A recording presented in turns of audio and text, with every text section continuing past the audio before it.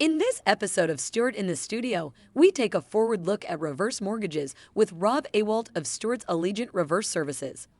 Learn why lenders are looking at our changing demographics and what's needed to give these protected class consumers a great closing experience. From the Stewart headquarters in Houston, Texas, USA, it's Stewart in the Studio. We're live in 3, 2, 1. And we're on the air.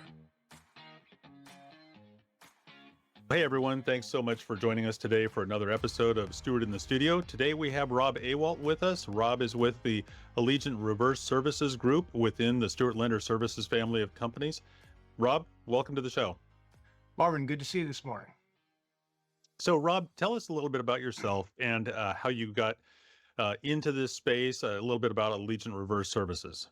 Yeah, sure. I was in the 1031 exchange business and crossed over with quite a few title companies. One of those title companies decided to recruit me over when we sold our company and brought me into the title business. And I was doing local business in 4 counties around the greater Sacramento market. And that included forward and commercial mostly. And had a small branch that was doing some business with a local company in reverse mortgage back in the early days. And that company was purchased by Financial Freedom, which at that point was by far the nation's largest reverse mortgage lender. And they asked us to come along for a ride. It was really how that happened. We were really getting to be content experts. And as they grew, we grew. And that grew into about 150 people. And it got to a time where we had to make a decision, or I had to make a decision which direction I wanted to go. And right around that 2006 era, when everybody knows what happened in mortgage, 2007, 8, it made it easy to do a split off and do a standalone on the reverse mortgage side of things. You just saw the opportunity to grow and also became nationwide. And so we founded a company in 2008 and had a chance to get off the ground for 8 years there, and then pivoted over and started Allegiant Reverse Services in 2016. And luckily, we were able to bring a lot of experience with us. And with that, a lot of relationships and a lot of customers that we've been doing business with now for 20 years in the industry. And we became specialized, and that's where we are today. Talk a little bit about Allegiant Reverse and your position in the industry.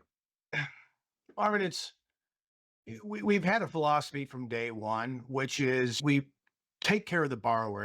And the mantra that we have is if you take care of that borrower, your client naturally gets taken care of in the process. If you're focused on that end user, which is a senior, a protected class, we always like to talk about that, moms and dads and uncles and whatnot. And to be good in that space, you just have to realize how many extra touches and how much more care it takes to take care of those transactions. They last about twice as long as a forward transaction, a sell or a refi. So there's a whole lot more time to touch that file and assure folks that things are being handled. And I always, as anybody new to the industry, I say, walk our floor and listen to our people talk. You can tell when they're talking to somebody that is one of our borrowers. You just hear by their kindness, by their patience. Rob, tell me a little bit about your notary network that's especially trained for the reverse space. The notary is a very vital piece of what we do. We have a very deep notary network of folks that have done and been tested and trained on reverse mortgage documents. But really, it goes back to what we talked about from the very beginning, Marvin, is they know when they're walking in the door, it isn't going to be a 45-minute sign here and get out the door, that it's going to be a little bit longer process. We want them not knocking on a senior's door unannounced. There's all those little extra touches that take the transaction, make the transaction last a little longer. We've seen plenty of title companies and notary companies and stuff that fail in this space because they hear that, but they don't listen to it and they don't apply it to their business. And again, there's not a lot of transactions done in this industry, right? I think we're averaging about 3,000 transactions a month nationwide. There's not a lot of opportunity for failure in that.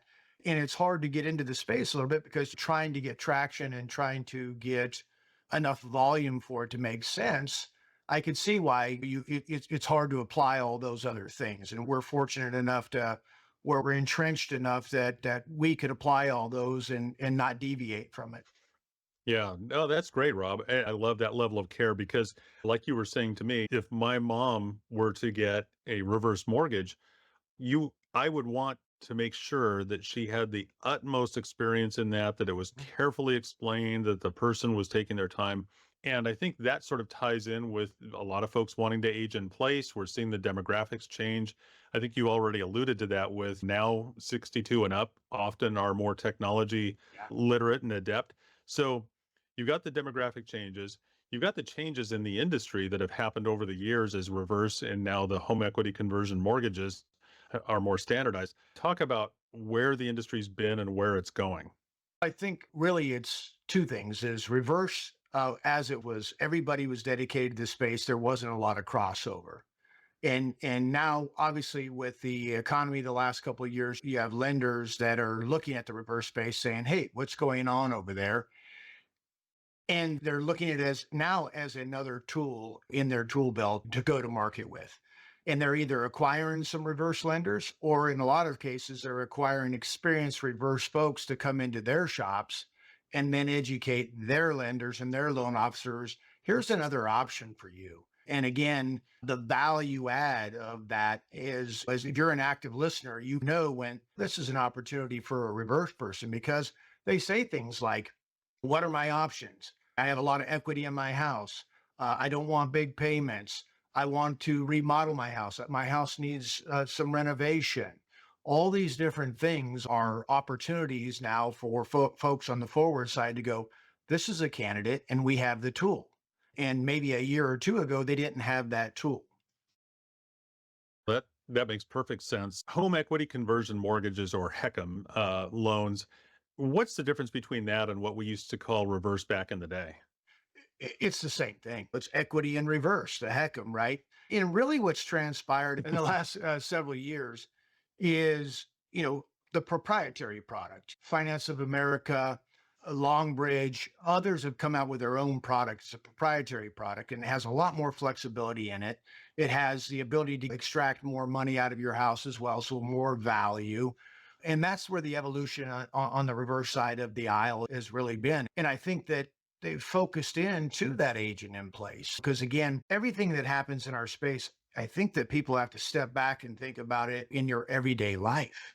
Again, if your folks live in a two-story house and they're getting some age on them and they want to age in place and have the ability to have some money to have somebody come over and help them with their cooking or whatever it may be a couple days a week, or as time goes on, they need actual care or they want to convert a dining room into a living room because getting up and down the stairs is not a good option.